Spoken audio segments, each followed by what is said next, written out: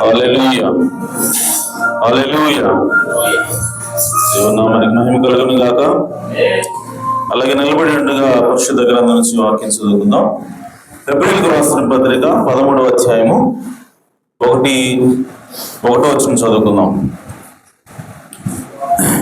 హెబ్రీయులకు రాసిన పత్రిక 13వ అధ్యాయము 1వ వచనం, 1, 2 కలిసి నేర్చుకుందాం.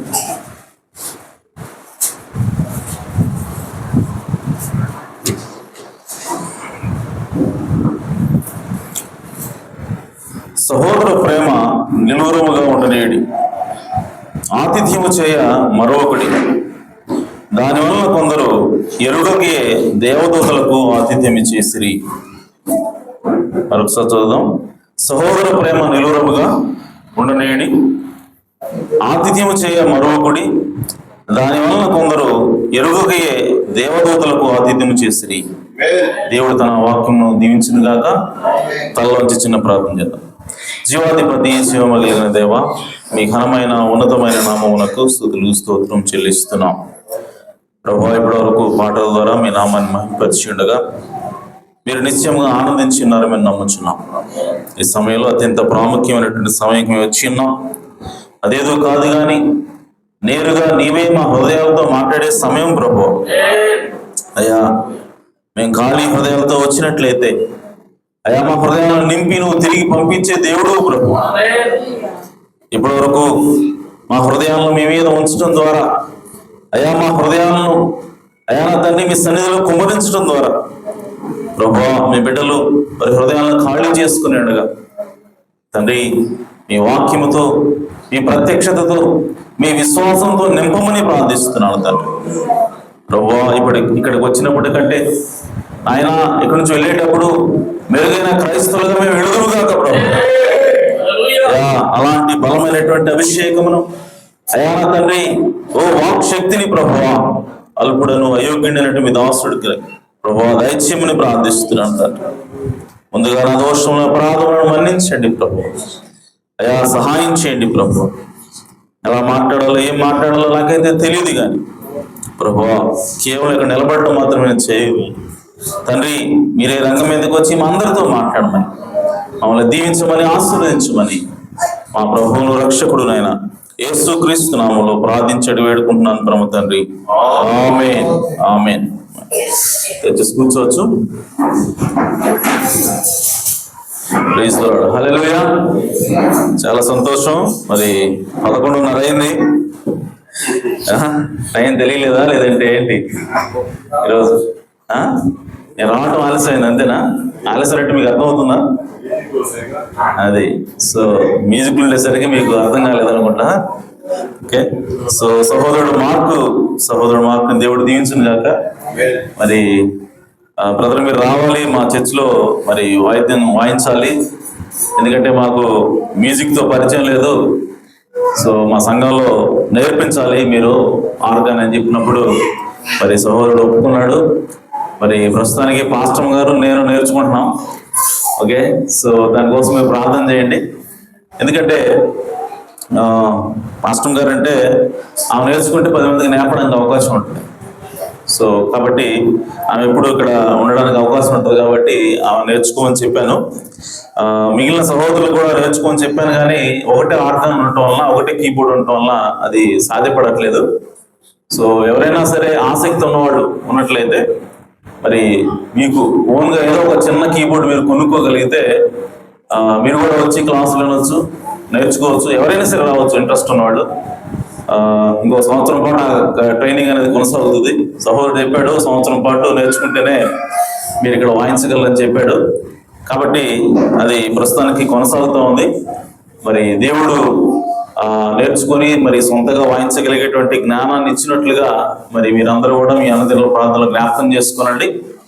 ఎందుకంటే మనకి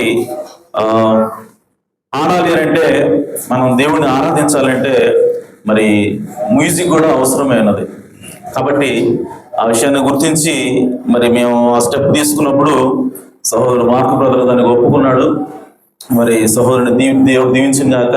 అలాగే ప్రతి ఆదివారం కూడా వస్తాను బ్రదరు, వచ్చి మీ చర్చిలో వాయిస్తాను. మీరు ఎంతవరకు అయితే మీ అంతటా మీరు ప్లే చేయగలుగుతారో అప్పటివరకు నేను వస్తానని చెప్పి సహోదరుడు మాట ఇచ్చాడు.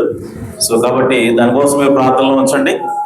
అలాగే మరి ప్రకటనల విషయానికి వస్తే నేను అంతకుముందు అనౌన్స్ చేశాను. అదేంటంటే మరి సంఘంలో పరిచర్య చేయడానికి ఈ ఓడటం కానివ్వండి, సర్దటం కానివ్వండి, ఈ విషయాలన్నీ కూడా మరి సహోదరుడు మేక ఒక్కడే చూసుకుంటున్నాడు.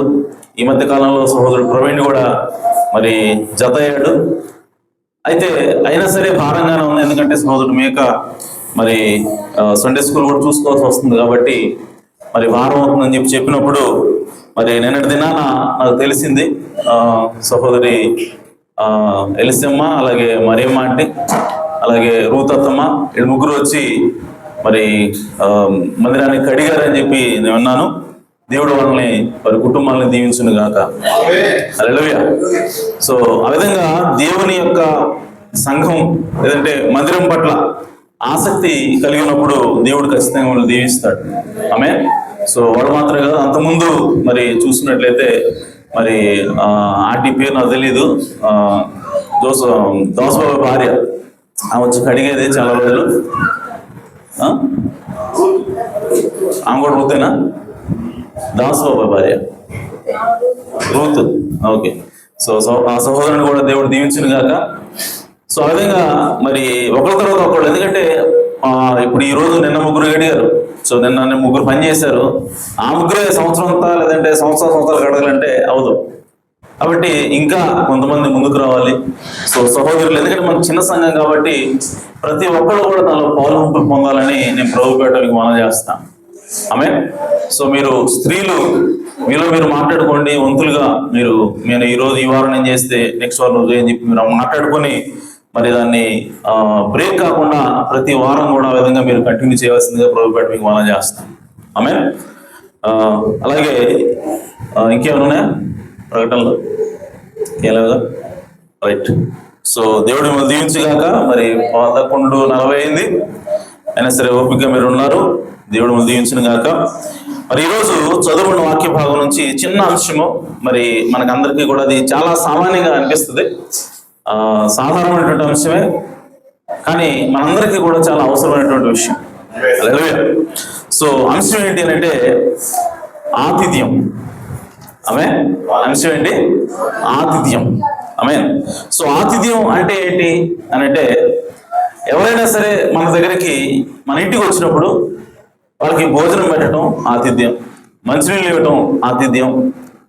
చీకటి పడి మరి ఇక బయటికి వెళ్ళలేని స్థితిలో వాళ్ళు వచ్చినప్పుడు ఆ రాత్రి బస చేయడానికి వాళ్ళకి అన్ని కూడా సమకూర్చడం, బెడ్ లేకపోతే దుప్పట్లు ఇవన్నీ సమకూర్చడం, ఎంత కూడా ఆతిథ్యంలో భాగం.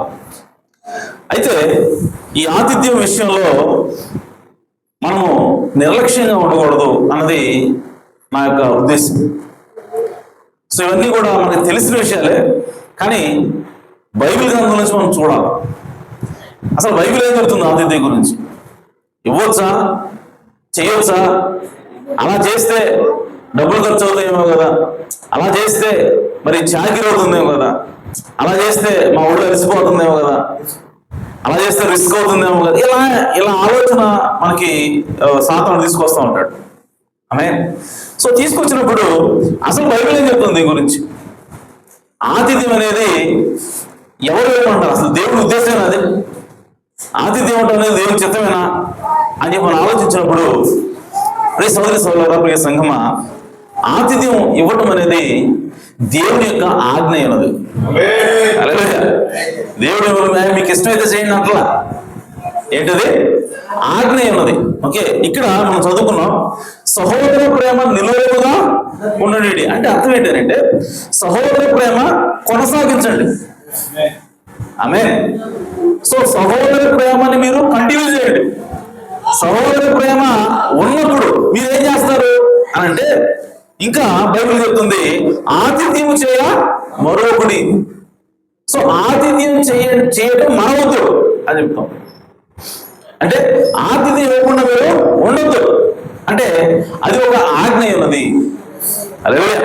సో ఎవరికి ఆజ్ఞ అని అంటే క్రైస్తవునికి ఆజ్ఞ ఉన్నది. సో ఏంటి? ఎప్పుడు నువ్వు ఆతిథ్యిస్తావు, ఎప్పుడు నువ్వు అతిథిని ప్రేమిస్తావు అనంటే సహోదర ప్రేమ నీకు ఉన్నప్పుడు ప్రేమిస్తావు. అదే. నువ్వు ఒక వ్యక్తిని ఆతిథ్యం ఇప్పించి ఒక వ్యక్తిని నువ్వు ప్రేమిస్తావు, ఒక వ్యక్తిని నువ్వు ఆదరిస్తావు, లేదంటే నీ ఇంటికి వచ్చిన వాళ్ళందరికీ కూడా నీవు లేదు అనకుండా, కాదనకుండా నీవు ఆతిథ్యం ఇస్తున్నావు అంటే అర్థం ఏంటంటే నీకు సహోదర ప్రేమ ఉందని అర్థం. ఆమె. నువ్వు ఎంత పైకి మాటలు చెప్పినా సరే మనం ఆ ఆతిథ్యం మనకు ఇవ్వకపోతే మనకి సహోదర ప్రేమ లేదని అర్థం. కాబట్టి ఖచ్చితంగా సహోదర ప్రేమ మనకి ఉండాల్సిన అవసరం ఉన్నది. ఈ దినాల్లో మనకి ఏం కావాలంట? కింద నుంచి వస్తే ఏముంది? ఇక ఒక పరిపూర్ణ మానవుని స్వరూపంలో ఒక క్రైస్తవుడికి ఉండాల్సిన లక్షణాల్లో ఏమున్నాయంటే లక్షణాలు: విశ్వాసము, సద్గుణము, ఆశా నిగ్రహము, సహనము, దైవభక్తి, సహోదర ప్రేమ. హల్లెలూయా. సో ప్రవక్త నాడు ఈ కాలం లౌకిక సంఘకాలం ఏం కాలం అంటే ఇది సహోదర ప్రేమ కాలం అన్నాడు. సహోదరుల మధ్య ఐక్యత ఉండాల్సినటువంటి కాలం, సహోదరుల మధ్య ప్రేమ ఉండాల్సినటువంటి కాలం. కాబట్టి ఈరోజు మనము లౌకిక సంఘంలో ఉంటూ ఆ సంఘాన్ని మనం దాటిపోయి ఇప్పుడు మనం ఎక్కడికి వచ్చామంటే వధువు కాలంలో ఉన్నాం. సహోదర ప్రేమ ఎవరు చూపించాలంటే లౌకిక సంఘ కాలంలో ఉన్నవాడే చూపించాల్సి వస్తే ఇక నువ్వు వధువు అయితే నువ్వు ఇంకెలా చూపించాలి. కాబట్టి నువ్వు ఖచ్చితంగా సహోదర ప్రేమని కంటిన్యూ చేయాలి.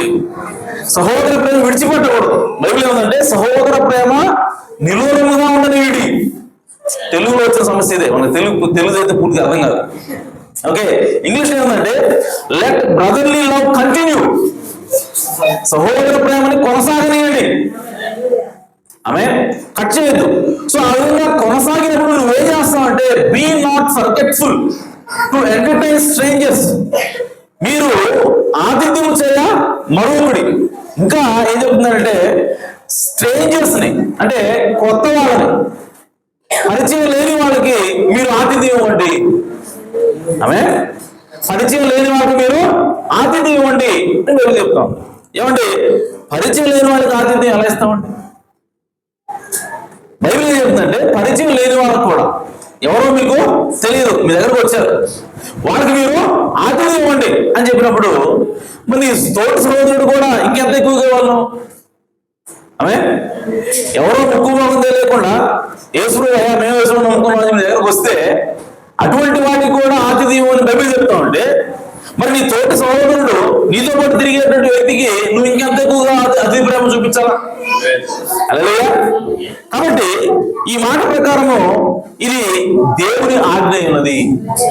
ప్రతి ఒక్కళ్ళు కూడా, క్రైస్తవులైనటువంటి ప్రతి ఒక్కళ్ళు కూడా, వధువులో భాగమైనటువంటి ప్రతి ఒక్కళ్ళు కూడా సహోదర ప్రేమని కలిగి ఉండాలి. సహోదర ప్రేమను కలిగి ఉంటూ మనం ఆతిథ్యం ఇవ్వవలసిన అవసరం ఉన్నది. హల్లెలూయా. చూడండి బైబిల్ ఇంకా ఏం చెప్తా ఉంది అని అంటే దానివల్ల కొందరు ఎరుగకే దేవదూతలకు ఆతిథ్యం చేసిరి. ఆమేన్. సో ఆతిథ్యం ఇస్తే ఏమొస్తుందండి? బియ్యం అయిపోతాయని ఒకడు, ఆమె మా చేతులు అరిగిపోతాయని ఇంకొకడు, గ్యాస్ అయిపోతాయని ఒకడు. ఈ విధంగా దీని గురించి ఆలోచన చేస్తామంటే బైబిల్ చెప్తా ఉందంటే దానివల్ల, ఎందువల్ల? ఆతిథ్యము చేయటం వలన. ఎవరికి చేయటం వలన? పరిచయస్తులు కాని వారికి, ఆమె ఎవరో తెలియనటువంటి వాళ్ళకి, నీవు యేసుక్రీస్తు నామములో దగ్గరకు వచ్చిన వాళ్ళకి నువ్వు సేవ చేయటం వలన దేవదూతలకు, వారికి ఎరుగకి, వాళ్ళకి తెలియకుండానే దేవదూతలకు ఆతిథ్యం ఇచ్చారట. హల్లెలూయా. చూడండి ఎవరి గురించి మాట్లాడుతుంది ఈ లేఖనం అంటే అబ్రహాము గురించి మాట్లాడుతున్నాడు. అబ్రహాము దగ్గరికి ఎండవేళ ఆ సింధూర వృక్షం దగ్గరికి ఆయన ఆ వృక్షం కింద ఉన్నప్పుడు దూరం నుంచి 3 మనుషులు నడుచుకుంటూ వస్తా ఉన్నారు. వాళ్ళు ఎవరైనా తెలియదు. మన దగ్గరికి మనకు ఎదురుగా కనపడితే మనం పోయి ఎవరైనా మాట్లాడతామా? ఆయన ఏమన్నా తెలుసు, ఎదురుకు పోయి నమస్కారం చేసి అయ్యా మీరు వచ్చి నా దగ్గరికి వచ్చి భోజనం చేసి సేవ చేయాలండి అని చెప్పాలట. వాళ్ళు ఎవరైనా తెలియదు. కానీ అబ్రహాములో ఏమున్నదంటే అతిథి ప్రేమ ఉన్నది, ఆతిథ్యం ఇచ్చేటువంటి స్వభావం ఉన్నది. ఆ ఆతిథ్యం కూడా ఎలా ఇస్తున్నాడు? ఎంతో శ్రద్ధగా చేస్తా ఉన్నాడు, ఎంతో ప్రేమగా చేస్తా ఉన్నాడు. చూడండి ఆ ఆతిథ్యం ఇచ్చినప్పుడు ఆయన కూర్చోబెట్టి వాళ్ళని పరిగెత్తుకుంటూ వెళ్ళాడట. చదవండి, ఆదికాండంలో ఉంటుంది. ఓకే, పరిగెత్తుకుంటూ వెళ్ళి అందులో ఒక మంచి చెడదని కాదు, ఓకే, వాడు కూడా ముక్కు తెలియదు, ఇంకొకసారి వస్తాడో రాడు మనకి తెలియదు. సరే ఆకలి ఎదురుంటాడు కదా చెప్పి ఏదో చెడ్డతో కొట్టదో, ముక్కిందో, కుంటిదో, పనికిరాందో చేయట్లేదు.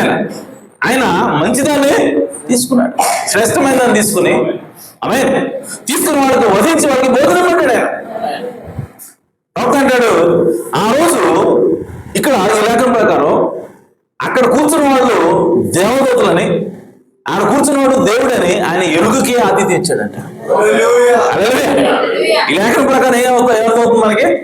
అబ్రహాముకి వచ్చిన వాళ్ళు ఎవరో తెలియదు, కానీ అబ్రహాము ఆతిథ్యం ఇవ్వడం వల్ల, శ్రద్ధగా వాళ్ళకి ఆతిథ్యం ఇవ్వడం వల్ల అబ్రహాము ఒక గొప్ప వాగ్దానాన్ని, ఒక గొప్ప సూచనని, లేదా ఒక గొప్ప అద్భుతాన్ని తన జీవితంలో పొందుకున్నాడు. హల్లెలూయా. ఆయన తిన్నాడు, తిన్న తర్వాత ఇప్పుడు ఆయన ఏమన్నాడంటే మీదటి ఈ కాలం శారా గర్భవతులను, శారా కుమారుడు కన్ను. హల్లెలూయా. 100 సంవత్సరాలు వయస్సు, ఆమెకేమో 90 సంవత్సరాల వయస్సు. ఆ సమయానికి వాళ్ళు పిల్ల పుట్టి అవకాశం లేదు. అయినా సరే దేవుడు అబ్రహాము ఆ వాగ్దానాన్ని పొందుకున్నాడు, అబ్రహాము ఆశీర్వాదాన్ని పొందుకున్నాడు. ఎందుకంటే బైబిల్ చెప్తా ఉంది ఎరుగకే దేవదూతలకు వాళ్ళు ఆతిథ్యం ఇచ్చారు. హల్లెలూయా. కాబట్టి ఆతిథ్యం ఇవ్వటం అనేది దేవుని ఆజ్ఞ ఉన్నది. ఆతిథ్యం ఇవ్వటంలో ఆశీర్వాదం ఉన్నది. హల్లెలూయా. కాబట్టి ఆతిథ్యం ఇచ్చేటప్పుడు ఎలా ఇవ్వాలంటే శ్రద్ధగా ఇవ్వాలి. తెలిసిన వాళ్ళకే కాదు, నీ తోటి సహోదరులకే కాదు, తెలియని వాళ్ళకి కూడా మనం ఆతిథ్యం ఇవ్వాల్సిన అవసరము ఉన్నది. మీటింగ్స్ జరుగుతుంటాయి, పిలుస్తాం మనం, ఎక్కడెక్కడి నుంచో వస్తారు, పాపం ఎంతో దూరం ప్రయాణం చేసి వస్తారు. 10 మంది చర్చలో పట్టుకుంటారు. మనం ఏం చేస్తున్నాం? అసలు వాళ్ళు ఎక్కడున్నారో కూడా చూడలేదు మనం. వాళ్ళు కప్పుకోవడం, కనీసం దుప్పట్టున్నాయి కూడా మనం ఆలోచన చేయట్లా. వెళ్తున్నాం, మన ఇంటికి చక్కగా వెళ్ళి స్నానం చేస్తున్నాం, ఫ్రెష్గా పడుకుంటాం, తింటున్నాం, మళ్ళీ దారిలో వచ్చి మీటింగ్లో వస్తున్నాం, అన్ని ఏర్పాట్లు చేస్తున్నాం. అందరూ ఏర్పాటు చేసేందుకు బాగానే ఉంది, కానీ వచ్చిన అతిథిని మనం ఎలా స్వీకరిస్తున్నాము ఆ విషయంలో మనం ఖచ్చితంగా మెరుగవలసిన అవసరం ఉంటుంది. ఆమేన్. ఎందుకు అంటే ఇప్పటివరకు ఈ విషయాలు ఎవరు మీకు టచ్ చేయలేదు కాబట్టి, మీకు తెలియదు కాబట్టి మీరు చేయట్లేదు. ఓకే, అంతకుముందు చెప్పుంటే మీరు చేసి ఉండేవాళ్ళు, కరెక్ట్గా ఉండేవాడు. కానీ మీకు చెప్పలేదు కాబట్టి, తెలియలేదు కాబట్టి ఆ విధమైన పొరపాటు మనకు దొరుకుతూ ఉన్నాయి. కాబట్టి 10 మంది వచ్చారు. 10 మంది వచ్చినప్పుడు 10 మంది ఎట తీసుకెళ్తామండి? ఒకరు మా ఇల్లు చిన్నది, 10 మంది మా ఇంట్లో ఎట పెడతారండి? ఎట తీసుకెళ్ళమంటారు? పాస్టర్ గారు మీరు బాగానే ఉన్నారు, చదువుతున్నారు, మీకే అని అంటారు. మీకు పెద్దలు ఉంది కాబట్టి మీకేమండి, మీకేమైనా చెబుతారు, మే కట్టించాడని చెప్పి మీరు అనవచ్చు. నేనేమంటానంటే 10 మంది కాదు, పంచుకుందాం, అలా ఒకళ్ళు ఇద్దరు. ఆమె ఆ మనసు రావాల్సిన అవసరం ఉంది మనకి. ఆమె ఆతిథ్యం వచ్చినప్పుడు మనకు ఆశీర్వాదం ఉంటుంది అని చెప్పి నీకు తెలిసినప్పుడు, అది అర్థమైతే ఖచ్చితంగా సహోదరుని నువ్వు ప్రేమిస్తావు. ఆమె ఎరుగున వాడికి, స్ట్రేంజర్కి, కొత్త వాడికి నువ్వు ఆతిథ్యం ఇస్తావు అని చెప్పి బైబిల్ తెలియజేస్తాం. కాబట్టి ప్రియ సహోదర సహోదరులారా, ఎరుగుకే అబ్రహాము భోజనం పెట్టి ఆమె తన జీవితంలో గొప్ప అద్భుతాలు పొందుకున్నాడు. ఆమె కాబట్టి ఖచ్చితంగా మనం ఏం చేయాలంటే ఆతిథ్యము ఇవ్వాలి. ఆమె అలాగే ఇంకా బైబిల్ ఏం చెప్తా ఉంది అని అంటే, అసలు ఆతిథ్యం ఇవ్వటం అనేది దేవునిలోనే ఒక గుణం అంట. ఆతిథ్యం ఇవ్వటం అనేది, ప్రేమ చూపించడం అనేది, ఆదరించడం అనేది దేవునిలో ఒక గుణమే ఉంది. సో ఈరోజు దేవుడు కుమారుడు కుమార్తె అని చెప్పుకుంటుంటే మనము ఖచ్చితంగా ఆతిథ్యం ఇవ్వాల్సిన అవసరము ఉన్నది. ఎందుకంటే మన తండ్రి, మన పరమ తండ్రిలో ఆతిథ్యం ఇచ్చేటువంటి గుణం ఉన్నది కాబట్టి. హల్లెలూయా. ఆయన ఎవరికి ఆతిథ్యం ఇస్తా ఉన్నాడు, ఎవరిని ఆహ్వానిస్తా ఉన్నాడంటే పడిపోయిన ఆదామును తిరిగి పిలుస్తా ఉన్నాడు. హల్లెలూయా. సో పడిపోయిన ఆదాము దేవుని యొక్క సహవాసాన్ని కోల్పోయి ఒక పిచ్చివాడిలాగా, లేదంటే దిక్కులేనిలాగా తిరుగుతూ ఉంటే ఇప్పుడు దేవుడే ఎదురెళ్ళి మాట్లాడుతున్నాడంట. హల్లెలూయా. దేవుడే ఎదురెళ్ళి ఆదామా ఆదామా ఎక్కడున్నావు అని చెప్పి, నీతో నేను స్నేహం చేయాలి, నీతో నేను సహవాసం చేయాలి, నీతో నేను మాట్లాడాలని చెప్పి దేవుడు పడిపోయినటువంటి ఆదాము కోసం ఎదుగుతూ ఉన్నాడు. పడిపోయిన ఆదాము యొక్క సహవాసం కోసం దేవుడు పరితపిస్తా ఉన్నాడు. హల్లెలూయా. అదేమిటంటే పడిపోయిన వారిని సైతము ప్రేమించగలిగేటువంటి తత్వం దేవుల్లో ఉన్నది. అలాంటప్పుడు మరి మన సహోదరులను ప్రేమించాల్సిన అవసరం లేదా? ఆమె మన సహోదరులకి మనము ఆ హస్తము చూపించి వాళ్ళని దగ్గరికి తీసుకోవాల్సిన అవసరం లేదా? ఆమె ఉన్నది.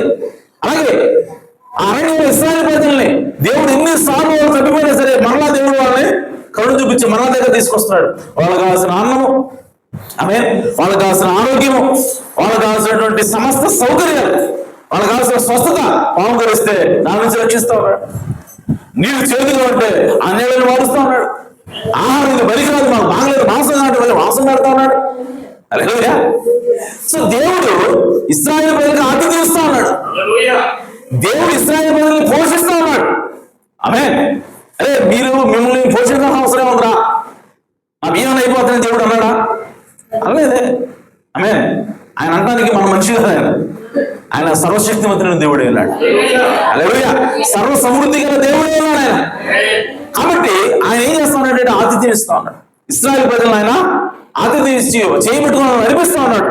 ఆమె అలాగే యేసుక్రీస్తు ద్వారా పడిపోయినటువంటి తప్పిపోయినటువంటి పాపులుగా ఆయన ఆపన్న హస్తం ఇస్తా ఉన్నాడు. హల్లెలూయా. వాళ్ళ దగ్గర తీసుకుంటా ఉన్నాడు, వాళ్ళు హత్తుకుంటా ఉన్నాడు. అదేమిటంటే ఆతిథ్యము, లేదంటే ప్రేమ చూపించటం, ఇవన్నీ కూడా దేవుళ్ళలో గుణలక్షణాలు అయినవి. హల్లెలూయా. దేవుడి నుంచి వేరైపోయినటువంటి స్ట్రేంజర్స్, దేవుడి నుంచి దూరం అయిపోయినటువంటి పౌరులకి దేవుడు తన హస్తాన్ని చాపుతూ ఉన్నాడు. హల్లెలూయా. సో కాబట్టి ఈరోజు మనము ఎవరో తెలియని వాళ్ళకి మనము ఆతిథ్యం ఇవ్వాలని బైబిల్ చెప్తాం. సరే సహోదరుడా, ఎవరో కదా, తెలియని వాళ్ళకి ఇద్దాం, తెలిసిన వాళ్ళకి ఎందుకు? బైబిల్ ఏం చెబుతుంది? తెలియని వాళ్ళకి ఇవ్వండి, స్ట్రేంజర్స్ కి ఇవ్వండి, అపరిచితులకి ఇవ్వండి అని చెప్పి చెప్తా ఉంది కదా.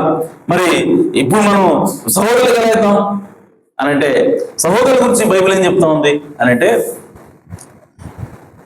1 పేతురు 4:9 నేనేమంటానంటే, ఇతరులకి పరులకి తెలియని వాడికి ఆతిథ్యం అని దేవుడు చెప్తా ఉంటే, నీ పక్కన వాడికి తెలిసిన వాడికి ఆతిథ్యం ఇవ్వమని దేవుడు చెప్పడా? ఇంకెంత ఎక్కువ చెప్తాడు. ఓకే, 1 పేతురు 4:9.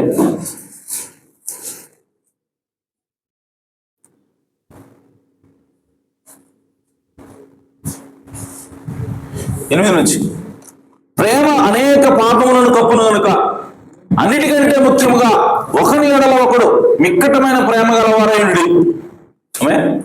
ఒకని ఎడల ఒకడు మామూలు ప్రేమ కాదంట. ఎలాంటి ప్రేమ? మిక్కటమైన ప్రేమ, అత్యంత ఎక్కువ ప్రేమ ఉన్నారంట. హల్లెలూయా. చూడండి, అలాంటి అత్యంత ప్రేమ ఒకరి పట్ల ఒకటి ఉంది కాబట్టి అపోస్తలుల్లో ఎవరైనా సరే ఆ రోజు ఆదిమ సంఘంలో ఎవరైనా ఒక్కరు చనిపోతే తమ సొంత ఇంట్లో చనిపోయినట్టు ఏడ్చేవాళ్ళు అంట. ఎంత ప్రేమ లేకపోతే ఆ విధంగా ఏడుస్తారు. సో ఆదిమ సంఘంలో ఉన్నటువంటి సహోదర ప్రేమ ఇప్పుడు మనకు కూడా అవసరమై ఉన్నది. సో ఒకరి కోసం ఒకరు ప్రార్థన చేయటం, ఒకరి కోసం ఒకరు తీవ్రంగా ప్రార్థన చేయటం, ఒకరి కోసం ఒకళ్ళు మరి ఈ విధంగా ఆది తెచ్చుకోవడం అనేది ఖచ్చితంగా ఉండాలని బైబిల్ తెలియజేస్తా ఉంది. ఓకే, సరే సార్, ఎక్కడుంది ఒకరినొకరు ప్రేమించుకోండి ఉంది ఇక్కడ. ఇంకా ఒకరినొకరు మీరు ఆతిథ్యించుకోవడం ఉందా? చూడండి, సణుగు కొనకుండా ఒకరికి ఒకరు ఆతిథ్యము చేయుడి. 9వ వచనం, సణుగు కొనకుండా ఒకరికి ఒకడు ఆతిథ్యము చేయుడి. ఏందా ఎప్పుడైనా వస్తున్నాడు? ఎన్నిసార్లు వస్తాడయా? చట్లు ఇసిరేయటం, కొండలు ఇసిరేయటం, మూతి ముడుచుకోవటం. ముఖ్యంగా స్త్రీలకు చెప్తున్నాను, ఎందుకంటే ఇది స్త్రీలకు చాలా అవసరం. ఎందుకంటే ఆతిథ్యం ఇవ్వటంలో ప్రధానమైనటువంటి బాధ్యత స్త్రీలదే. స్త్రీ ఫ్రీగా ఉంటే పురుషుడు ఫ్రీగా ఉంటాడు. స్త్రీ ఫ్రీగా లేదనుకో, పురుషుడు ఫ్రీగా పిలవలేడు, కూర్చొని మాట్లాడమని చెప్పలేడు, పెట్టమని చెప్పలేడు. కాబట్టి ఆతిథ్యం ఇవ్వటం అన్నది దేవుని యొక్క ఆలోచన అన్నది. ఆతిథ్యం ఇవ్వటం ద్వారా దేవుడు నిన్ను దీవించాలని చేస్తున్నాడు. అలాంటప్పుడు నువ్వు ఆతిథ్యం ఇవ్వటంలో ప్రతి స్త్రీ కూడా ముందుండాలి. నీ చేతులతో కష్టపడి పనిచేయాలి. కష్టమే, అది భారమే, కానీ నేను దేవునికి చేస్తున్నానని చేయాలి. నీ సహోదరుడు నీ ఇంటికి వచ్చినప్పుడు, లేదంటే యేసుక్రీస్తుని ఎరిగినటువంటి ఒక వ్యక్తి, తెలియనటువంటి వ్యక్తి నీ ఇంటికి వచ్చినప్పుడు, ఆ వ్యక్తికి నువ్వు పరిచయం చేస్తున్నావంటే, నువ్వు ఎవరికి చేస్తున్నావంటే దేవుడికి చేస్తున్నావు. అలాగే ఇంకా ముందుకెళ్తే మీకు తెలుస్తుంది అది. ఓకే, కానీ బైబిల్ ఏం చెప్తా ఉందంటే ఇక్కడ సణుగు కొనకుండా, ఎలాగా? సణుగు కొనకుండా ఒకరికి ఒకరు ఆతిథ్యము చేయుడి. కాబట్టి ప్రియ సోదరి సోదరుడా, మనం ఆతిథ్య విషయంలో శ్రద్ధగా ఉండాలి. అలాగే ఇంకా బైబిల్ ఏం చెప్తుందంటే రోమిలికి రాసిన పత్రిక 12వ అధ్యాయం 11వ వచనం. రోమిలికి రాసిన పత్రిక 12వ అధ్యాయం 13వ వచనం.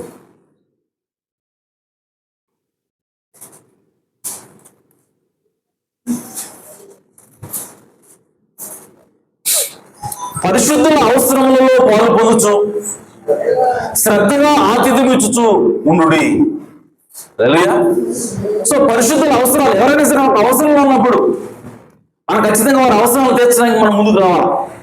అలాగే ఎవరైనా సరే ఇంటికి వచ్చినప్పుడు వాళ్ళకి ఆతిథ్యం ఇవ్వాల్సిన అవసరం ఉందని బైబిల్ స్పష్టంగా చెప్తాం.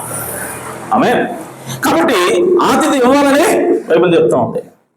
అలాగే ఆతిథ్యం ఇచ్చేటప్పుడు, లేదంటే ఒక విందును ఏర్పాటు చేసినప్పుడు నీకు యేసుక్రీస్తు అంటున్నాడు, నీకు తెలిసిన వాళ్ళని పిలవటం కాదు, నీకు తెలియని వాళ్ళని. నీవు భోజనం పెట్టినప్పుడు తిరిగి నీకు భోజనం పెట్టలేని వాళ్ళని నువ్వు పిలిస్తే హల్లెలూయా, అప్పుడు నీకు ఇంకా ఎక్కువ ఆశీర్వాదం దేవుడు ఇస్తాడు. హల్లెలూయా. కాబట్టి మన ఇంటి దగ్గరికి ఎవరో వచ్చారండి, నాటేయడానికి వచ్చారు. ఎవరో పాప నీరసంగా ఉన్నాడు, తినడానికి తిండి లేదేమో, చలిగా ఉంది, కప్పుకోవడానికి రగ్గు లేదేమో, రగ్గిద్దాం పోయి, దుప్పటిద్దాం పోయి, అయ్యా భోజనం తిన్నావా అని అడుగుదాం, భోజనం పెడదాం. అలా పెట్టినప్పుడు ఆ వ్యక్తి నీకు మరలా పిలిచి భోజనం పెట్టే స్థితి అతనికి ఉండకపోవచ్చు. దేవుడు అన్నాడు, అదే నీకు ఆశీర్వాదం. చూడండి, అలా కనుక తిరిగి పెడితే నీకు ఆశీర్వాదం ఉండదు, తిరిగి పెట్టకపోతే నీకు ఆశీర్వాదం ఉండదు. హల్లెలూయా. కాబట్టి నీవు ఒకరినొకరు ఆతిథ్యం ఇచ్చుకోండి, అదొకటి. నీ సహోదరుడు ఆతిథ్యం ఇస్తే ఆ సహోదరుడు నీకు ఆతిథ్యం ఇస్తాడు, అదొకటి. ఇంకా బైబిల్ ఏం చెప్తా ఉందంటే, నీకు ఆతిథ్యం ఇవ్వలేని వాడు కూడా ఆతిథ్యం, నీకు భోజనం పెట్టలేని స్థితిలో ఉన్నవాడు కూడా ఆతిథ్యం. అది నీకు దేవుడి ఆశీర్వాదము తీసుకొస్తుంది. ఆమేన్. లోకాసువార్త 14వ అధ్యాయం ఉంటుంది అన్నమాట, మీరు చూడండి తర్వాత. ఓకే, సో లోకాసువార్త 14:12 నుంచి చదవండి, ఆ విషయాలు మీకు అర్థమవుతాయి. ఓకే, కాబట్టి సెలెక్టివ్గా కొంతమందిని మనము ఆతిథ్యం ఇవ్వటం కాదు. ఆమేన్. మనకి సహాయం చేయలేని, తిరిగి ఇవ్వలేనటువంటి వాళ్ళకు కూడా మనం సహాయం చేయవలసిన అవసరం ఉన్నది. ఆమేన్. అలాగే బైబిల్ ఏం చెప్తా ఉందంటే స్ట్రేంజర్స్ కి ఇవ్వాలి, బలహీనులకి ఇవ్వాలి, విడవబడిన వాళ్ళకి మనము ఆతిథ్యం ఇవ్వాలి. వీళ్ళందరికీ కూడా మనం ఆతిథ్యం ఇవ్వాలని బైబిల్ తెలియజేస్తాం. అయితే ఆతిథ్యం ఇచ్చినప్పుడు ఏమవుతుంది అని అంటే, ఆతిథ్యం ఇచ్చినప్పుడు మనం దేవుడిని ఆహ్వానిస్తున్నాం అవుతాం. మనం ఆతిథ్యం ఇస్తున్నప్పుడు దేవుడికే మనం ఆతిథ్యం ఇచ్చిన వాళ్ళు అవుతాం. అలాగే మనం ఆతిథ్యం ఇస్తుంది ఒక మనిషికి కాదు, మనం ఆతిథ్యం ఇచ్చినప్పుడు మనం దేవుడికి ఆతిథ్యం ఇస్తా ఉన్నాం. బైబిల్ చెప్తా ఉంది. ఆమేన్. అబ్రహాము మనం చూసాం, అబ్రహాము తెలియకుండానే ఆయన ఆతిథ్యం ఇచ్చి దేవతలకి ఆతిథ్యం ఇచ్చాడు. ఆయన తద్వారా ఆయన ఆశీర్వాదాన్ని పొందుకున్నాడు. ఆమేన్. అలాగే ప్రియ సోదరులారా, ఇతర మనుషులు త్రోవలో నడుచుకుంటూ వెళ్తూ ఉన్నారు ఎమ్మాయి మార్గంలో. వాళ్ళిద్దరూ కూడా యేసుక్రీస్తు గురించి మాట్లాడుకుంటూ ఉన్నారు. ఈలోపు తెలియని వాడుగా, ఆమేన్, ఆ సంగతులు ఎరిగినట్టుగా యేసుక్రీస్తు వాళ్ళ మధ్యలోకి వచ్చి, మీరు మాట్లాడుతున్న సంగతులు ఏంటి, దేని గురించి మీరు మాట్లాడుకుంటున్నారు అన్నప్పుడు వాళ్ళు అన్నారు, నజరేయుడైనటువంటి యేసుక్రీస్తు గురించి మేము మాట్లాడుతున్నాం. ఆ యెరూషలేములో ఏం జరిగిందో నీకు తెలియదా, నీకు ఒక్కడికే తెలియదా ఏంది, నువ్వు కొత్తవాడివా అని అంటున్నాడు. ఆమేన్. అన్నప్పుడు ఆయన వాక్యాలను మోషే దగ్గర నుంచి, ప్రవక్తలందరి దగ్గర నుంచి కూడా ఆయన తీసి చూపించి వాళ్ళకి లేఖనాలను వివరించడం ప్రారంభించాడు. అదే వాళ్ళతో మాట్లాడుకుంటూ వస్తున్నాడు. ఈలోపు వాళ్ళు చేరాల్సినటువంటి ఊరు వచ్చేసింది. ఎమ్మాయి మార్గానికి, ఎమ్మాయి గ్రామానికి వచ్చేసారు. వచ్చిన తర్వాత చూడండి, వచ్చేంత వరకు కూడా వాళ్ళు కొడుకు తెరవబడ, వచ్చేంత వరకు యేసుక్రీస్తు వాళ్ళ పక్కన నడుస్తున్నా యేసుక్రీస్తు వాళ్ళు గుర్తుపట్ల. ఎప్పుడైతే వాళ్ళు ఎమ్మాయి గ్రామంలోకి వచ్చారో, ఇప్పుడు ఆయన వాళ్ళని దాటిపోయేలా కనపడుతున్నాడు. ఆమేన్. మేము పక్కూరు వెళ్ళాలని అన్నట్టుగా వెళ్తా ఉంటే మీరు చూడండి, ఒకసారి తీద్దాం. లోకాసువార్త 24వ అధ్యాయం చదువుతాం. అది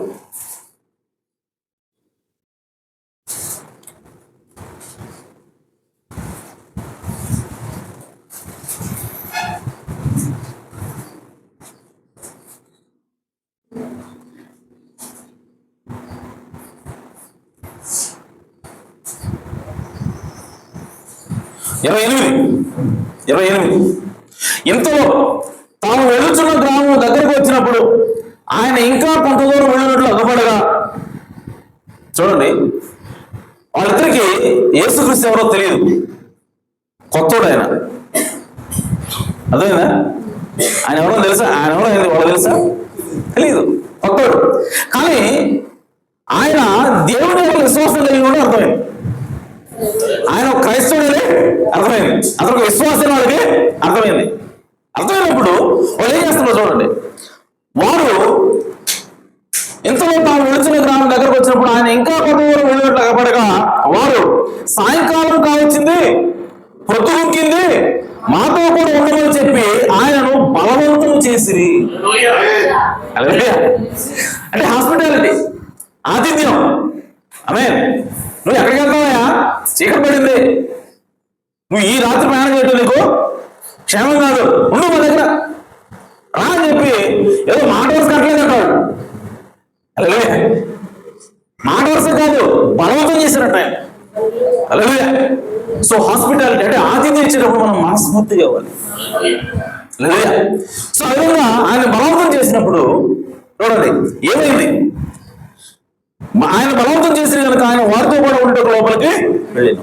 ఆయన వారితో కూడా భోజనంలోకి కూర్చున్నప్పుడు ఏమో ఇంట్లో రాయా పండుకుందో కానీ దొప్పటెత్తామని చెప్పి అన్నారా, ఇది భోజన టైం అంటే భోగొట్టు పెడతాం తినయ్యా అని చెప్పారు.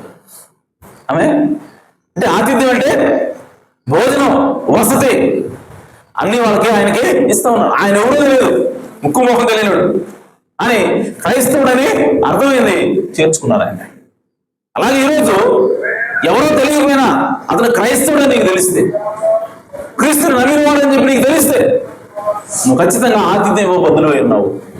అలా ఇస్తే ఏమవుతుందండి, అని అంటే చూద్దాం ఏమైంది చూడు. ఆయన వారితో కూడా భోజనం కూర్చున్నప్పుడు ఒక రొట్టెలు పట్టుకొని స్తోత్రం చేసి దాన్ని విరిచి వారికి పంచిపెట్టగా వారు కన్నులు తెరవబడి ఆయన గుర్తుపట్టింది. అదే భోజనం పెట్టడం వారు కన్నులు తెరవబడతాయా? ఆ భోజనం ఇవ్వకపోతే ఆతిథ్యం ఇవ్వకపోతే యేసుక్రీస్తుని గుర్తుపడతారా?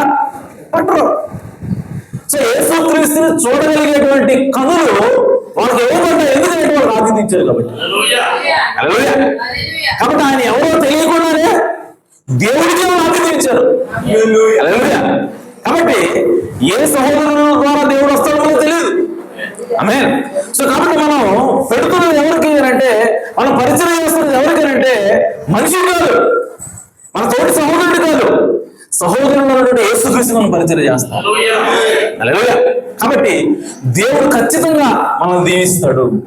దేవుడు ఖచ్చితంగా ఆతిథ్యించినప్పుడు ఆయన ఆశ్రయించే దేవుడు అన్నాడు. హల్లెలూయా. కాబట్టి ప్రియ సహోదరులారా, ఆ విధంగా వాళ్ళు యేసుక్రీస్తుకి వాళ్ళు ఎవరో యేసుక్రీస్తుని ఎరగనట్టుగా ఉండి కూడా వాళ్ళు ఇచ్చారు కాబట్టి ఆతిథ్యము, వాళ్ళు ఆశీర్వాదం వాళ్ళు పొందుకున్నారు. కన్నులు తెరవబడి యేసుక్రీస్తుని వాళ్ళు గుర్తించారు. అలాగే సారెపతు వివరాల దగ్గరికి ఏలి వెళ్ళాడు. ఈ స్టోరీ మనకు తెలుసు. వెళ్ళినప్పుడు ఆయన ఏమడుగుతున్నాడంటే, అమ్మా అడుగుతుంది, అయ్యా పిండి లేదండి, నూనె లేదండి, అయిపోయిందండి అని చెప్తే ఏమంటున్నాడు, ముందు నాకు అర్థం చేసి తీసుకుంటా, నీ దగ్గర అనవసరం, ఆమె ముందు నాకు ఒక రొట్టె చేసి తీసుకుంటా అన్నప్పుడు సోదరులారా, ఆమె రొట్టె చేయడానికి సిద్ధపడింది. రొట్టె తీసుకొచ్చి ఆమెకి ఆయనకి ఇచ్చింది. దానికి కారణం ఏంటి అని అంటే, ఆ విధవానికి తెలుసంట, ఆమె మా తండ్రి, మా విశ్వాసం తండ్రి అబ్రహాము, ఆమె ఒక రోజు ఆయన దగ్గరికి దేవదూతలు దేవుడు వచ్చాడు. వచ్చినప్పుడు వాళ్ళు ఎవరో తెలియకుండానే ఆతిథ్యించాడు కాబట్టి అబ్రహాము సంతానం పొందుకున్నాడు, అబ్రహాము ఆశీర్వాదం పొందుకున్నాడు. ఆమె ఏమో ఈ వచ్చినవాడు దేవుడేమో, ఈ వచ్చినవాడు దేవుడేమో, దేవుడు నా కోసం పంపించాడేమో అని చెప్పి ఆమె విశ్వాసంతో తనకొక్కడికి మాత్రమే, తన ఒక్కదానికి లేదంటే తన కుమారుడికి ఒక్కదానికి సరిపోయేట ఆహారాన్ని మొత్తాన్ని కూడా ఐలే చేసి పెట్టేసింది. హల్లెలూయా. అంటే ఆతిథ్యం ఇచ్చింది ఆమె. ఎక్కడ? సమృద్ధిలో కాదండి, లేవిలో. హల్లెలూయా. లేవిలో కూడా ఆతిథ్యం ఇవ్వటాన్ని బట్టి ఆమె ఇక కరువు వేయంత వరకు కూడా సరిపడా ఆహారాన్ని పొందుకున్నది. హల్లెలూయా. మనం ఆలోచిస్తాం, ఆతిథ్యం ఇవ్వడానికి బియ్యం లేవురా, ఈ పూటగా ఉన్నాయి, ఏంది ఏం వేసుకొచ్చావు, ఆమె పప్పు లేవు, ఏం లేవు ఇంట్లో, నీకున్నదే పెట్టు, పచ్చడి పెట్టు. ఆ పరిస్థితిని దేవుడు మార్చగలడు. ఆ ఒక్క సోమ బియ్యాన్ని దేవుడు బస్తా బియ్యం మార్చగలడు.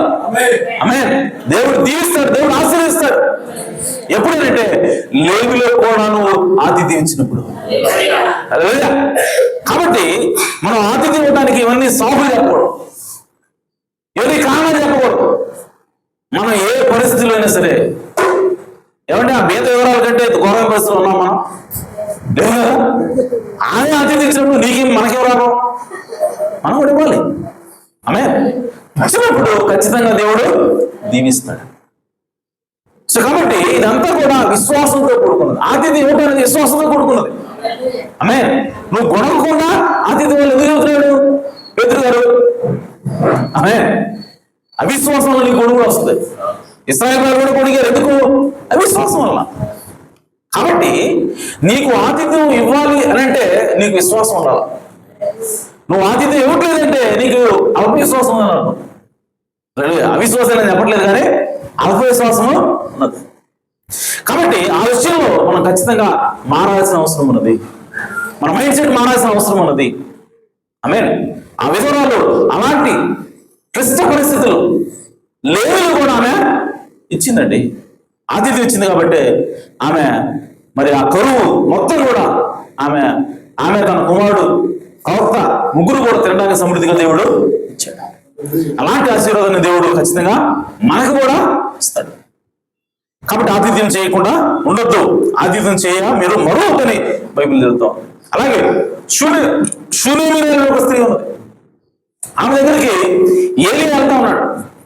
ఏలి వెళ్తా ఉన్నప్పుడు ఆమె చూసింది, ఈయన మంచి దైవజనుడు. ఆమె గుర్తుపెట్టి ఆమె ఏమందంటే, ఏదో వస్తున్నాడు ప్రార్థన చేసి వెళ్ళిపోతున్నాడులే అని ఊరుకోవచ్చు కదా.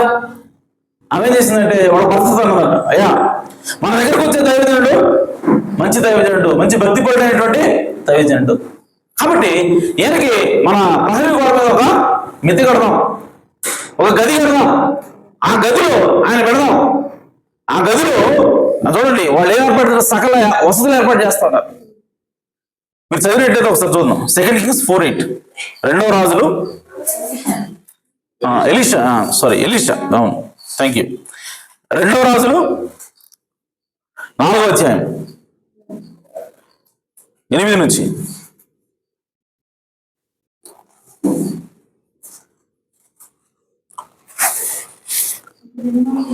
ఒక దినముందు ఎలీషా షూనేము పట్టణమునకు పోగా అచ్చట ఘనురాలైన ఒక స్త్రీ భోజనములకు రమ్మని అతని బలవంతం చేసిన కనుక. చూడండి, ఆస్టర్ గారు వచ్చినప్పుడు ఆమె ఏం చేస్తుంది, ఒక మాట వరుస గంటల బలవంతం చేస్తుందంట. 2 సార్లు రావాల్సింది మా ఇంటికి ఖచ్చితంగా. అదే ఈరోజు ఎంతమంది ఆ మాట చెప్పగలుగుతున్నాం మనం? అది క్రైస్తవుల లక్షణమే అంతే. కాబట్టి ఆతిథ్యం ఉంటుంది క్రైస్తవ లక్షణమే ఉన్నది. అతను బలవంతం చేసిన కనుక అతడు ఆ మార్గమును వచ్చినప్పుడల్లా ఆమె ఇంట భోజనం చేయొచ్చు వచ్చును. మాట వరుసకు చెప్పే మాట అయితే ఒకరోజే వచ్చాడు ఎలీషా. ఆమె మనస్ఫూర్తిగా రమ్మంటుంది కాబట్టి వచ్చిన ప్రసారం ఆడిపోతాడు. అదేనా? కాబట్టి ఆతిథ్యం ఇచ్చేటప్పుడు దేవుని యొక్క ఆశీర్వాదం మనకు రావాలి అంటే మనం ఎలా ఆతిథ్యం ఇవ్వాలంటే మనస్ఫూర్తిగా ఇవ్వాలి. హల్లెలూయా. పూర్తి విశ్వాసం, సంపూర్ణ విశ్వాసంతో మనము ఇవ్వాలి. గొడవకుండా సడగకుండా మన ఆతిథ్యము ఇవ్వాలి. హల్లెలూయా. చేయొచ్చు, భోజనం చేయొచ్చు. కాగా ఆమె తన పెరిమిటి అంతవరకు సరిపోయిందా? ఆమె ఏమంటుందో చూడండి. ఆమె ఎంత ఘనురాలో, అందుకే ఆమె ఘనురాలని రాయబడింది. ఊరక రాయలే ఆమె ఘనురాలని. ఆమె చేసే కార్యాలు ఘనురాలకు తగినట్టుగా ఉన్నాయి. ఆమేన్. సో కాగా ఆమె తన పెరిమిటిని చూచి మన ఎదుగు వచ్చుచూ పోచున్నవాడు భక్తి గల దైవజనుడని రుగుదులు. ఆమేన్. కావున మనం అతనికి గోడ మీద ఒక చిన్న గది కట్టించి అందులో అతని కొరకు మంచము, బల్ల, పీట, దీపస్తంభం ఉంచును. అతను మన ఎదుగు వచ్చినప్పుడల్లా అందులో బస వచ్చునని ఆమె చెప్పాను. ఆ తర్వాత అతడు అక్కడికి ఒకనొక దినమున వచ్చి ఆ గదిలో వచ్చి అక్కడ రెండెను. పిమ్మట అతడు తన దాసుని, చూడండి, ఆమె డబ్బు ఖర్చు పెడతా ఉంది. కేవలం భోజనం పెట్టనే కాదండి, డబ్బు ఖర్చు పెట్టి పాస్టర్ గారి కోసం ఒక ప్రత్యేకమైన గదిని ఆమె తయారు చేసి అందులో ఆయన కావలసిన సమస్త వస్తువులు కూడా ఆమె కల్పించింది. సో మనం ఎవరైనా సరే ఒక అతిథులు మన ఇంటికి వచ్చినప్పుడు కేవలం మంచి వేసి పడుకోబెట్టం కాదు, దుప్పటి ఇవ్వాలి, తిండి ఇవ్వాలి, సరిగా ఉంటుందేమని చెప్పి కప్పుకోవడానికి రగ్గు ఇవ్వాలా, నీళ్లు పెట్టాలి. ఇవన్నీ కూడా ఏంటి అంటే ఆతిథ్యం మనం మనస్ఫూర్తిగా ఇస్తున్నాం అర్థం. అదే ఏదో మొక్కుబడిగా అయితే వేరే రకంగా ఉంటాం. కానీ ఈమె ఎలా చేస్తా ఉందనంటే ఆతిథ్యాన్ని మనస్ఫూర్తిగా చేస్తా ఉంది, మనసు నుంచి, హృదయం నుంచి ఆమె చేస్తా ఉంది. సో ఇంత చేసినప్పుడు ఆమెకి ఏమొచ్చింది, ఏం ఒరిగింది ఆమెకి అని అంటే చూడండి. పిమ్మట అతను తన దాసుడైన గెహాజీని పిలిచి ఈ షూనేమీరాల్ని పిలువమని అనగా వాడు ఆమెను పిలిచెను. ఆమె వచ్చి అతని ముందర నిలవబడినప్పుడు అతడు, నీవు ఎంత శ్రద్ధాభక్తులు మా ఎందుకు కనపరిస్తే నీకు నేను ఏమి చేయవలను? రాజుతోనైనను సైన్యాధిపతితోనైనను నిన్ను గురించి నేను మాట్లాడవాలని కోరుచున్నావా అని అడుగుమని గెహాజీకి ఆజ్ఞగా వాడు ఆ ప్రకారం ఆమెతో అనేను. చూడండి, పాస్టర్ గారికి డౌట్ వచ్చింది, ఎందుకు ఇంత శ్రద్ధ చూపిస్తున్నా మీద అంటే నేను రాజు గారికి తెలుసు. చూడండి, ఇక్కడ ఎలీషా అంటే మామూలు కాదు, రాజుతో మాట్లాడతాడు, అధికారులతో మాట్లాడగా పరిచయం ఉన్నాయి ఆయనకి. ఆమేన్. సో ఒకవేళ నేను రాజుగారితో ఏమైనా మాట్లాడాల్సిన అవసరం ఉంది, నన్ను ఇంతగా శ్రద్ధ చూపిస్తుందా? మన కోసం ఇల్లు కట్టింది, ప్రతిరోజు బోధపడుతుంది, ఏంది వచ్చినప్పుడల్లా ఎంత శ్రద్ధ ఏంటి నా మీద అని ఆయన డౌట్ వచ్చి సాధారణంగా ఎవరికైనా వస్తుంది. అలా వచ్చినప్పుడు అయ్యా పోయి అడుగురా ఆమెకేం కావాలో, రాజుగారితో ఏమైనా మాట్లాడాలా, ఏమైనా పొలం సమస్య ఉందా, సెటిల్మెంట్ ఏమైనా చేయాలా? ఆమె సో మాట్లాడమా, నువ్వు అడుగు అని చెప్పినప్పుడు అతను వెళ్ళి అడిగాడు. అందుకు ఆమె, నేను నా స్వజనంలో కాపురం ఉన్నాను, నేను నా సొంత జనుల మధ్య కాపురం ఉన్నాను, కాబట్టి నాకు ఎలాంటి సమస్యలు లేవు. సో నాకెవడో నన్ను ఏం చేస్తే మామూలుగా చూసుకుంటారండి, అది పెద్ద మామూలుగా కాదు, అదేనా? సో రాజుతో మాట్లాడేంత పెద్ద సమస్యలు నాకేమీ లేవు. సో నేను ఎలీషా మళ్ళీ అడుగుతున్నాం, ఆమె నేను ఏమి చేయకూర్చున్నదని వాడిని అడుగుగా గెహాజీ. ఇప్పుడు ఆమె చెప్పలా, గెహాజీ ఆమెకు కుమారుడు లేడు, మరియు ఆమె పెరిమిటి ముసలివాడని అతనితో చెప్పాను. అందుకు అతడు ఆమెను చూడండి, ఆమెను పిలువమనగా వాడు ఆమెను పిలిచాను. ఆమె వచ్చి ద్వారం నిలువగా ఎలీషా, మరుసటి ఏట ఈ ఋతువును నీ కవిట కుమారుడు ఆమెతో అనేను. ఆమె ఆ మాట విని, దైవజనుడైన నా ఇల్లువాడా, అలాగ పలుకోవద్దు, నీ దాసురాలైన నాతో అబద్ధం ఆడవద్దు. నేను ఆమె నమ్మలేకపోయింది. చూడండి, అంటే ఆమె దానికోసం ఎక్స్పెక్ట్ చేయట్లా, దానికోసమే ఈయనకి ఆతిథ్యం ఇచ్చినట్లయితే బా ఇప్పుడు వచ్చారండి పాయింట్కి, దీనికోసం నేను అవుతుందా అనేది అర్థమైందా? పిల్లలు కావాలనే విషయం కూడా ఆ చెప్పలా, గెహాజీకి అర్థమైంది. గెహాజీ తీసుకొని చెప్తున్నాడు, అయ్యా ఆమెకి ఏం అవసరం ఏంటండి అని చెప్పి. ఇప్పుడు ఈ గెహాజీ చూసినట్టే కాల్చొచ్చే టైప్ అనమాట. సో వెళ్ళి ఏం అడిగాడంటే ఆయన, అయ్యా ఆమె సమస్య ఈ వాళ్ళు అది చెప్పలేదు, కానీ నాకు తెలిసింది ఏంటంటే ఆమె పిల్లలు లేరు, ఆమె భర్త కూడా ముసలివాడు. సో అంటే ఆ విషయంలో మనం సహాయం చేయాలనుకుంటే చేయొచ్చండి అని చిన్న సలహా ఇచ్చేట అన్నమాట. ఆమె సో కాబట్టి ఆమె ఉద్దేశం ఏంటంటే ఒక మేలు ఆశించి, ఏదో ఒకటి ఆశించి పెట్టడం కాదు, ఏమీ ఆశించకుండానే కేవలం దైవజనుడు అన్న గౌరవంతో ఆమె ఆతిథ్యిస్తా ఉంది. కాబట్టి మన ఆతిథ్యం కూడా ఎలా ఉండాలంటే ఏదో ఆశించకూడదు. ఇతను చేస్తే మనకు మేలు వస్తుంది, వాడి చేస్తే ఏమవుతుందండి, అదే అలా ఉండకూడదు. ఓకే, సో మన యొక్క ఆతిథ్యం ఎలా ఉండాలంటే పక్షపాతం లేనిదిగా ఉండాలి. మన ఆతిథ్యము ఎలా ఉండాలంటే అది నిస్వార్థమైనదిగా ఉండాలి. ఆమె సో కాబట్టి ఆ విధంగా చేసినప్పుడు ఈయన అన్నప్పుడు ఆమె అంటుంది, అయ్యా మీరు ఆ విధంగా అనొద్దు, నాతో అబద్ధం ఆడొద్దు, మీరు ఏం చెప్తున్నారా నాతోటి ఏమంట. చూడండి ఆమె అంటే ఆ ఉద్దేశం ఏంటంటే ఆమె దాని గురించి ఎదురు చూడట్లా, ఎందుకంటే తన భర్త ముసలోడు అయిపోయాడు, ఇక నాకు పిల్లలు పుట్టే అవకాశము లేదు ఆమెకి తెలుసు, కాబట్టి ఆమె అడగట్లేదు, అసలు దాని గురించి ఎదురు చూడట్లా. కానీ ఆయన అన్నాడు, అమ్మా ఆయన ఏమన్నాడు, ఈ మరుసటి ఏట ఈ ఋతువులో నీ కవిట కుమారుడు ఉండని చెప్పాను. ఆమేన్. పిమ్మట ఆ స్త్రీ గర్భవతి, మరుసటి ఏట ఎలీషా తనతో చెప్పిన కాలమున కుమారుని కనెను. హల్లెలూయా. సో పిల్లలు లేనటువంటి, గర్భం ఉడికిపోయినటువంటి, ముసలోడైనటువంటి తన భర్తతోటి ఆమె పిల్లల్ని కనగలిగిందంటే దాని అర్థం ఆమె చేసినటువంటి ఆతిథ్యమైన. హల్లెలూయా. సో నువ్వు మనస్ఫూర్తిగా ఆతిథ్యం ఇచ్చినప్పుడు, మనస్ఫూర్తిగా దైవజనులను స్వీకరించినప్పుడు దేవుడు నిన్ను దీవించే దేవుడే ఉన్నాడు. ఎందుకు ఈ అన్నం జరుగుతుంది? ఎందుకని ఇప్పుడు అబ్రహాం వచ్చాడు, ఆతిథించాడు, ఎవరికో పిల్లలు పుట్టారు, పిల్లడు పుట్టాడు. ఆమె శూన్యరాలు వచ్చింది, సారపతి ఎవరో వచ్చింది, ఎవరో తెలియదు, ఆయన ఎవరో తెలియదు, బట్టతల వేసుకుని వచ్చాడు, తలతల మెరుస్తూ ఉంది బట్టతల, ఎండపూట కరువు కాలం వచ్చాడు, ఆయన ఎవరో తెలియదు, ఆతిథ్యం ఇచ్చింది, మేలు పొందుకుంది. హల్లెలూయా. అలాగా ఎవరైనా సరే స్ట్రేంజర్స్, తెలియని వాళ్ళని మనం ఆతిథ్యం ఇచ్చినప్పుడు, మనస్ఫూర్తిగా ఇచ్చినప్పుడు, నిస్వార్థంగా ఇచ్చినప్పుడు దేవుడు వాళ్ళని దీవిస్తూ ఉన్నాడు. హల్లెలూయా. ఎందుకు? దానికి కారణం ఏమిటి అని అంటే యేసుక్రీస్తు అన్నాడు, ఈ చిన్న వాళ్ళలో, ఈ చిన్న వాళ్ళలో మీరు ఒకరికి చేశారు కనుక మీరు నాకు చేసినట్టే. హల్లెలూయా. ఎందుకు మనం ఆతిథ్యం ఇవ్వాలి అంటే, ఎందుకు మన తోటి సహోదరుని మనకు ప్రేమించాలి, వాడికి ఆతిథ్యం ఇవ్వాలంటే ఆ తోటి సహోదరుల్లో ఎవరున్నారంటే యేసుక్రీస్తున్నాడు. హల్లెలూయా. సో పరిచయం లేనటువంటి, మనకు ముఖం తెలియనటువంటి ఒక క్రైస్తవుడి దగ్గరకు వచ్చినప్పుడు ఆ క్రైస్తవులు ఎవరున్నారంటే యేసుక్రీస్తున్నాడు. కాబట్టి ఆ ముఖం తెలియనటువంటి క్రైస్తవుడికి, ఆ భక్తిపరుడికి మనం ఆతిథించినప్పుడు ఎవరికి మనం ఆతిథిస్తున్నాం అంటే ఆయన కాదు కానీ యేసుక్రీస్తుకి ఇస్తూ ఉన్నాం.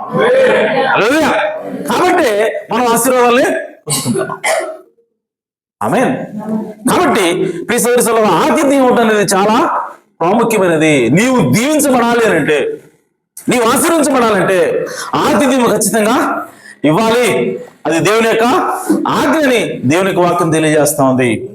హల్లెలూయా. యేసుక్రీస్తు అన్నాడు, ఒకసారి చదువుదాం అది. మత్తయి సువార్త 25వ అధ్యాయం, చివరి ముగిస్తాం. మత్తయి సువార్త 25వ అధ్యాయము 35వ వచనం.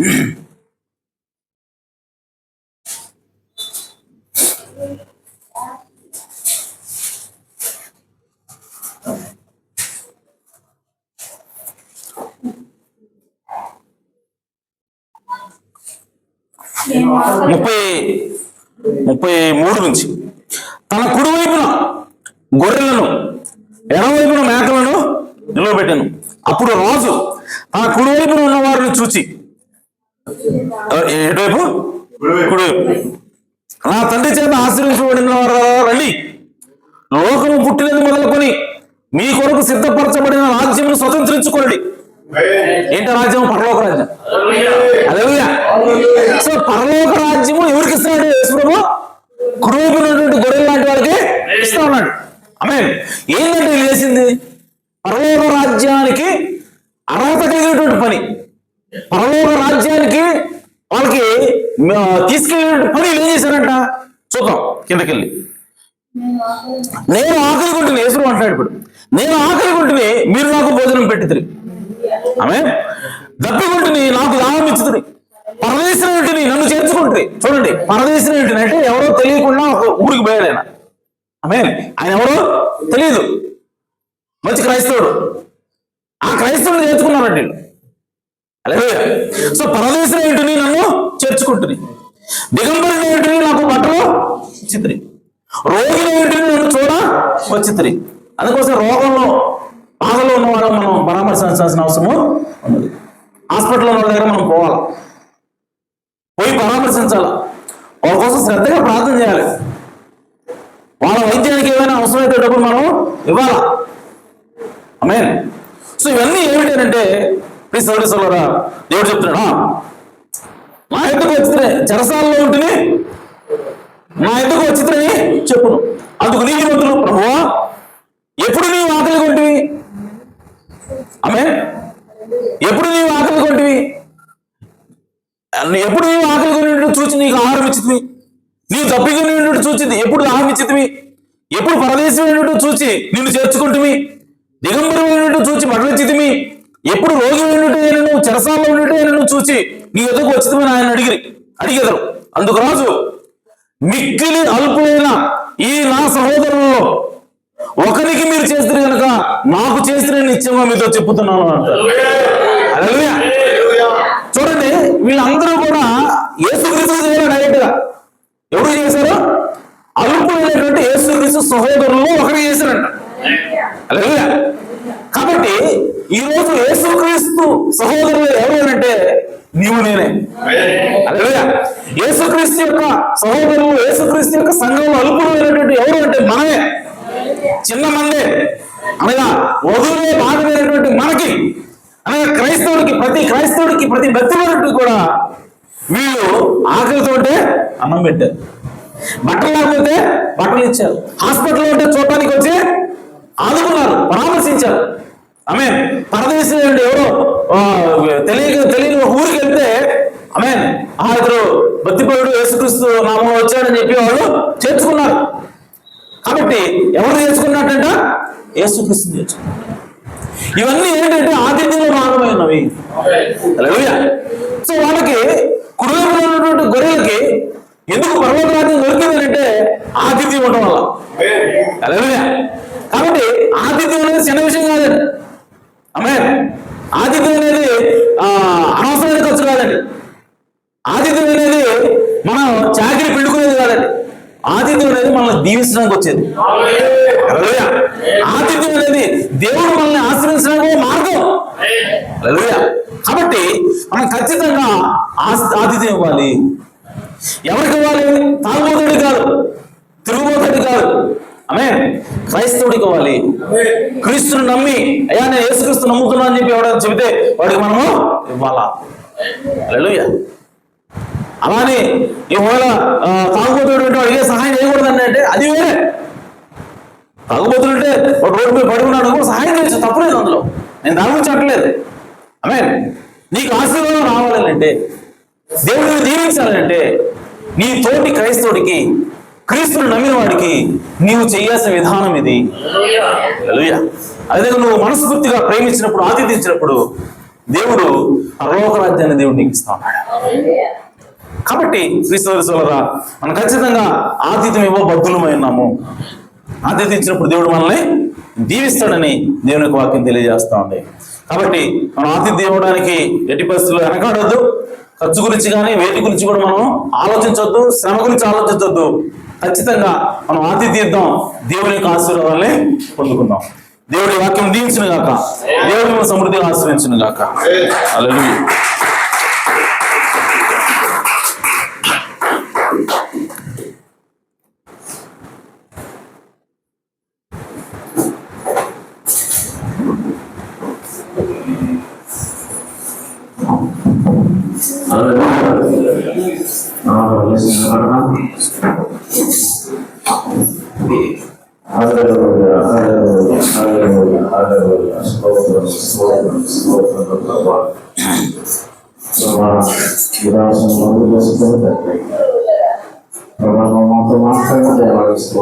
స్తోత్రం నాయన. అవును ప్రభువా, అవును నాయన. స్తోత్రం తండ్రి. అవును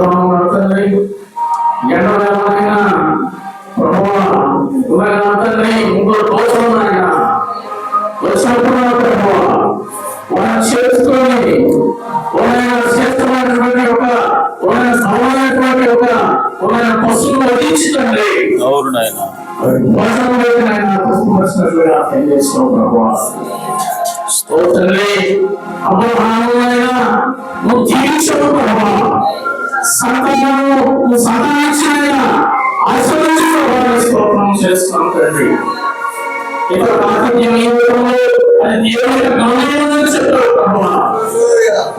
స్తోత్రం చేస్తున్నాం తండ్రి.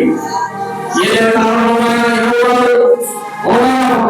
మాత్రమే ఉంది.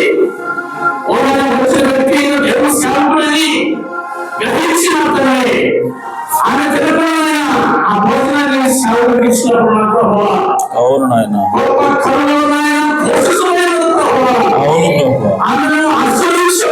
స్తోత్రం చేస్తున్నాం తండ్రి. ఓ ప్రభువా, చేర్చుకొని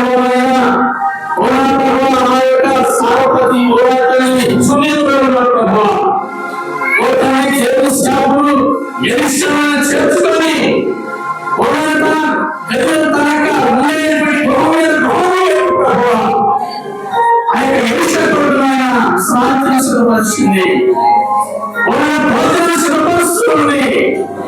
ఆయన ఏది ఏంటో గ్రహించిన స్తోత్రం చేస్తున్నాను ఆయన. ఓ ప్రభా, ఇంకొక చేసినటువంటి వారికి భోజనం పెట్టి వారికి ఆశ్రయం కల్పించాలని చెప్పారు. అవును ప్రభా, స్తోత్రం చేస్తున్నాను.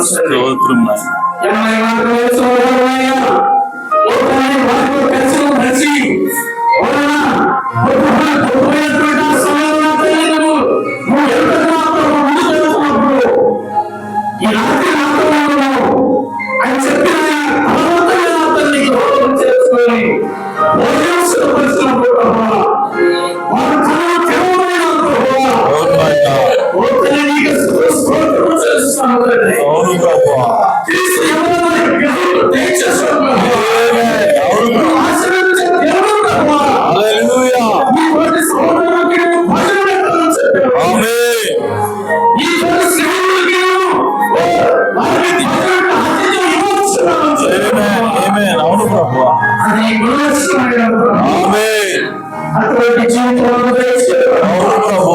అటువంటి శ్వాసంలో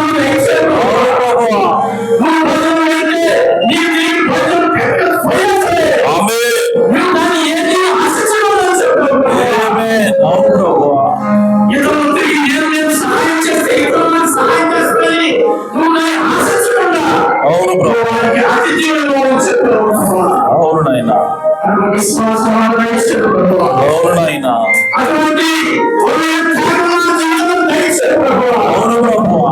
నిజానికి సన్నిధానం కలిగిన తండ్రి, ఆ పరిశుద్ధమైన స్వరం ప్రభువా, మాకు రాబోయే మా సోదరుడు నా తండ్రి, మా సోదరుడు మాత్రమే పొందలేదు ప్రభువా.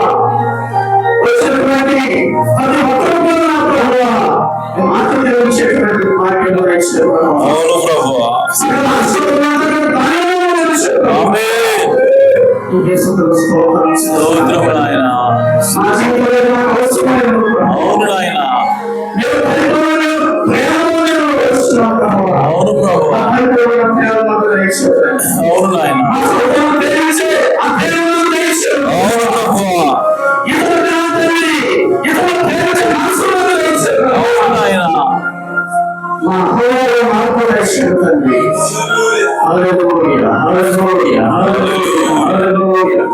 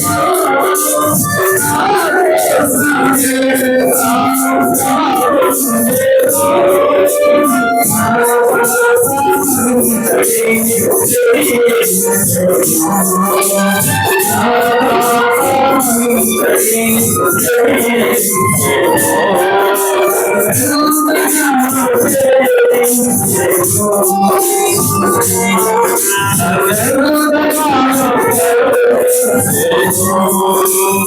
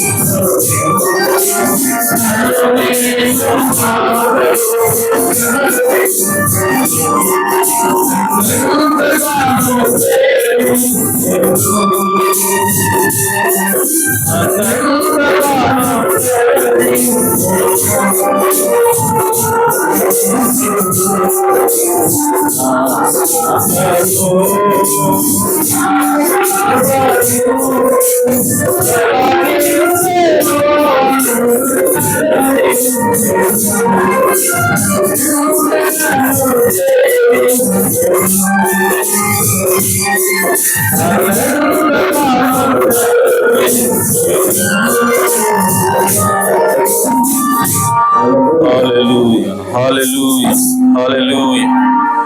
జీవాధిపతి, జీవము కలిగిన తండ్రి, మీ ఘనమైన నామమునకు స్తుతులు స్తోత్రము నా ప్రభువా.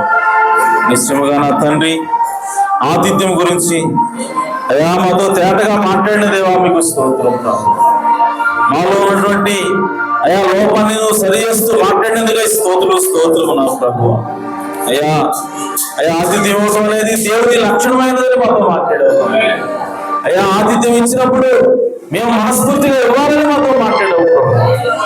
అయ్యా ఆతిథ్యం ఇచ్చినప్పుడు అయ్యా మేము ఏ ప్రతిఫలం ఆశించకుండా ఇవ్వాలని మాతో మాట్లాడావు ప్రభు. అయ్యా నిజంగా నా తండ్రి, తెలియని వారికి మేము అయ్యా ప్రభు ఆతిథ్యం ఇచ్చినప్పుడు మేము దేవుడికి ఆతిథ్యం ఇస్తున్నామని మాతో మాట్లాడావు ప్రభు.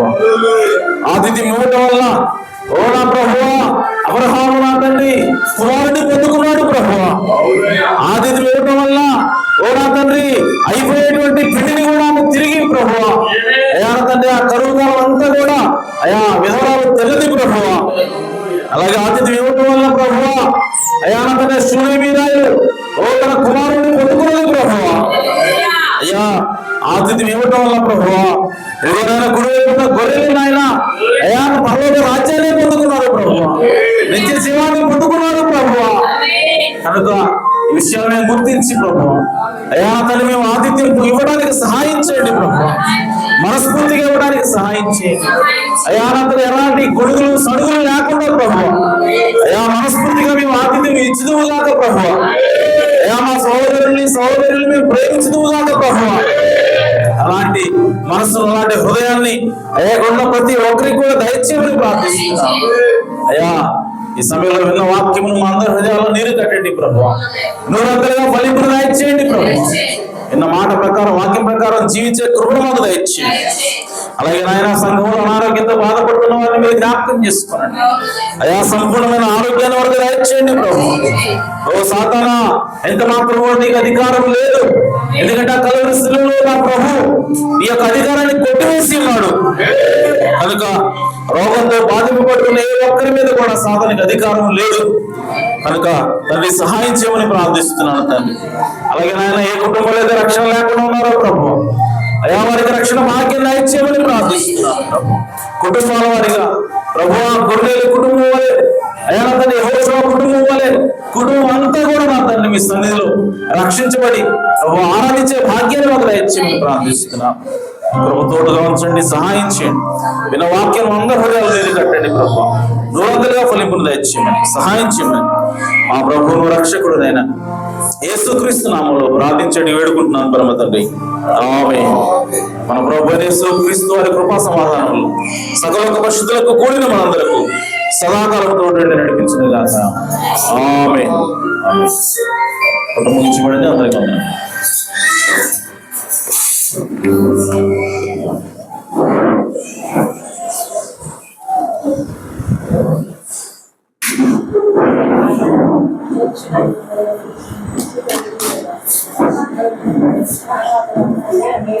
you.